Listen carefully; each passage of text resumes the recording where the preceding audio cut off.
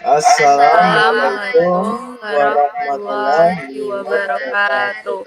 Selamat pagi Bapak Ibu sekalian. Perkenalkan, kami adalah siswa-siswi dari SMA Negeri 14 Palembang. Sekarang kami dari kelas 12-9. Saat ini kami sedang menjalani tugas sekolah dalam mata pelajaran kokurikuler, yaitu melakukan wawancara mengenai berbagai profesi. Di sini kami memilih profesi teknik sipil karena kami ingin mengetahui lebih dalam tentang pembangunan dan konstruksi. Sebelum kami memulai sesi wawancara kami, sebelum itu izinkan saya dan kelompok saya memperkenalkan diri terlebih dahulu. Saya sendiri Lukman Zulkarnain. Dan saya Divalena Putri. Saya Chelsea Rahmadani. Baiklah, tanpa berlama-lama, kita langsung masuk saja ke sesi wawancara terhadap narasumber. Hai Kak, jadi Halo. sebelum kami masuk ke pertanyaan-pertanyaan yang disiapkan nih Kak, kami boleh tahu sedikit gak sih Kak tentang diri Kakak? Boleh Kakak perkenalkan diri Kakak? Dan Kakak mahasiswa dari universitas mana Kak? Sebelumnya, kenalkan nama Kakak Anissa Landari, Kakak dari Universitas Sriwijaya, Prodi Teknik Sipil.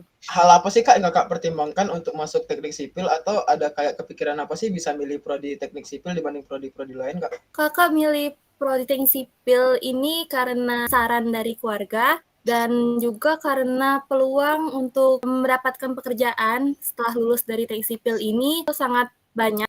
Dan itulah alasan kenapa Kakak milih untuk masuk ke teknik sipil. Baik Kakak, kita langsung saja ke pertanyaan terbuka, yaitu apa pertimbangan utama yang Kakak gunakan saat memilih material untuk proyek gedung bertingkat di daerah rawan gempa, Kak? Rawan gempa ya. Kita kan ini di Indonesia ini kan termasuk wilayah yang sering terkena gempa. Apalagi kita akan berada di wilayah Ring of Fire. Nah, tentunya kita tuh harus milih material yang memiliki mutu yang tinggi. Diperhatiin juga kekuatan dan kelenturan dari material tersebut, seperti beton bertulang yang dimana memperkuat struktur dari bangunan gedung tersebut, dan juga kayak baja yang berkekuatan tinggi itu untuk menahan daya horizontal dan vertikal. Dan juga itu kita harus perhatiin pondasi dari bangunan tersebut. Pondasi yang dibuat juga harus kuat. Oke, Kak. Terima kasih. Nah, Kak, selanjutnya bagaimana cara Kakak memanfaatkan data geoteknik untuk mempercepat proses pembangunan fondasi? Data geoteknik itu tuh digunain sebagai dasar sebelum kita membangun bangunan gitu. Fungsi dari data geoteknik itu untuk mengetahui kondisi tanah, jenis tanah, dan kapasitas tanah sebelum dibangun untuk pondasi gitu. Terus data geoteknik ini nih kan bisa mengidentifikasi stabilitas tanah gitu. Jadi itu untuk mencegah atau meminimalisir terjadinya gangguan selama pembangunan konstruksi bangunan. Ya itu juga mungkin alasan untuk mempercepat proses pembangunan, karena gangguan yang ada sebelumnya, gangguan-gangguan itu tuh sudah kita minimalisirkan. Oke. Ada gak sih Kak kayak pengalaman Kakak yang berkesan gitu menurut Kakak waktu Kakak ngerjain proyek atau praktikum gitu? Terus cara Kakak nyelesain kendala waktu memahamin materi teknis itu gimana Kak? Yang berkesan banget menurut Kakak itu waktu semester 3. Kenapa Karena itu bener-bener puncaknya ya waktu itu tuh, dimana ngelakuin 4 praktikum, 5 praktikum, 4 laporannya gitu. Dan itu kita harus ngejarin waktu untuk dan selama kita kan itu bener-bener dikejar oleh waktu ya selama itu tuh, di mana ngerjain belasan bab dengan 20 halaman masing-masing bab, itu tuh minggu depan harus dikumpul gitu, tulis tangan. Jadi dan otomatis itu mengganggu keseharian kita kan, kayak untuk kita memahami materi yang diajarin dosen gitu. Itu kadang mengganggu konsentrasi. Jadi Kakak nih mengatasinya itu dengan berusaha untuk membagi jadwal. Misal kita kerjain laporannya dari jam berapa sampai jam berapa, lanjut kita kuliah, dan kuliah itu kita pahamin materi yang diajarin. Itulah gimana Kakak bisa survive di semester 3 kemarin. Kalau untuk praktikumnya, ya yang paling disukai itu air waktu itu, Air. berkaitan dengan air. Dan kedua itu mekanika tanah. Ya, tadi itu berhubungan mekanika tanah berhubungan dengan geoteknik tadi. Berarti ada hal yang kakak korbanin berarti kak untuk menjalanin praktiknya itu? Oh iya, banyak. Ngorbanin waktu, ngorbanin banyak uang juga. Itu. Oh, oke. Baik, makasih kak ya. Iya, Lanjut sama-sama. ke pertanyaan dari Chelsea. Baiklah Kak, pertanyaan selanjutnya nih. Menurut Kakak, apa kontribusi teknik sipil terhadap pembangunan berkelanjutan, Kak? Pertanyaannya bagus. Jadi teknik sipil ini jelas benar-benar berdampak besar terhadap yang namanya pembangunan berkelanjutan ya. Karena itu mungkin salah satu dari tujuan kami gitu. Yang namanya berkelanjutan itu kita harus memperhatikan infrastruktur dari rumah yang dibuat gitu, ramah lingkungan, penggunaan material yang digunakan, material daur ulang gitu misalnya, terus menghemat energi, terus itu salah satunya ya dari yang kakak sebut, yang semua kakak sebutin sebelumnya itu tuh termasuk dalam namanya green building, bangunan hijau ya bahasa Indonesianya ya.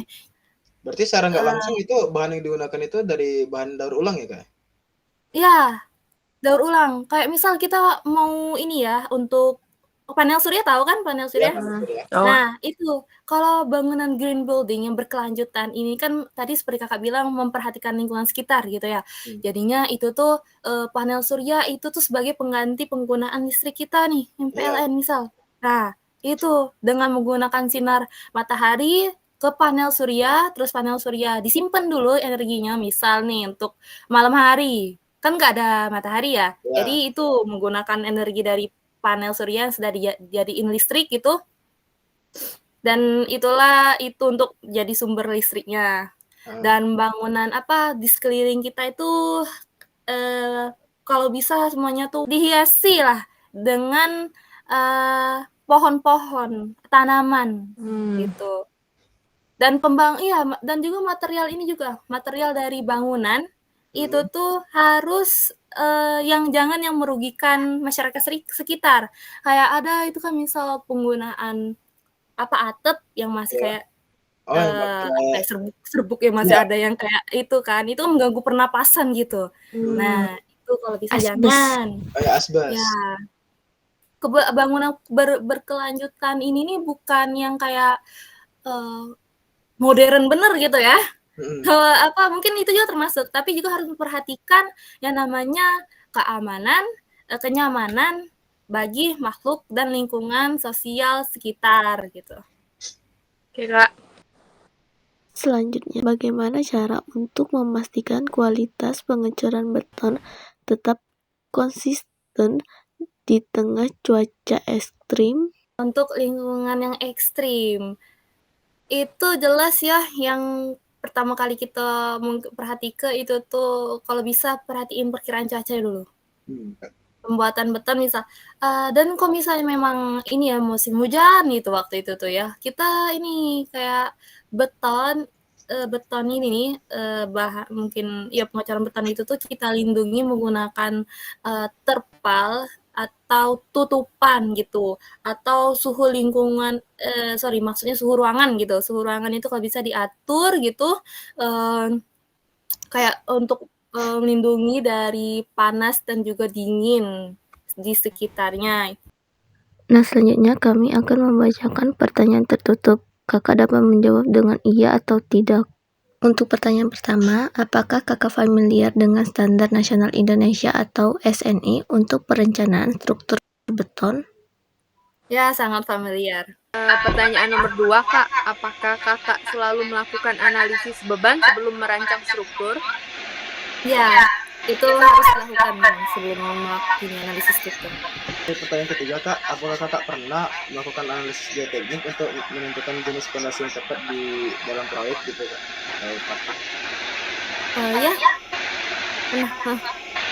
Selanjutnya Kak, apakah kakak pernah terlibat dalam proyek konstruksi yang menggunakan metode precast? Metode precast, terlibat proyek. Mungkin belum pernah. Baik, Kak. Apakah Kakak merasa siap menangani proyek konstruksi skala menengah secara mandiri? Ya, siap. Pertanyaan selanjutnya, apakah kakak pernah berencana kak untuk melanjutkan studi S2 setelah lulus ini? Ya, pernah berencana. Karena kan emang akan ini menuju S2. Oh, Keren, Kak. baiklah kak. Maaf sebelumnya mungkin ada salah kata dari kami dalam sesi wawancara kali ini. Terima kasih karena kakak sudah bersedia untuk meluangkan waktu dalam berbagi pengalaman kakak. Semoga apa yang kita diskusikan pada hari ini bisa bermanfaat bagi kita maupun kakak sendiri. Untuk kedepannya, terima kasih ya kak. Dadah, Kak. Terima kasih juga. Dadah.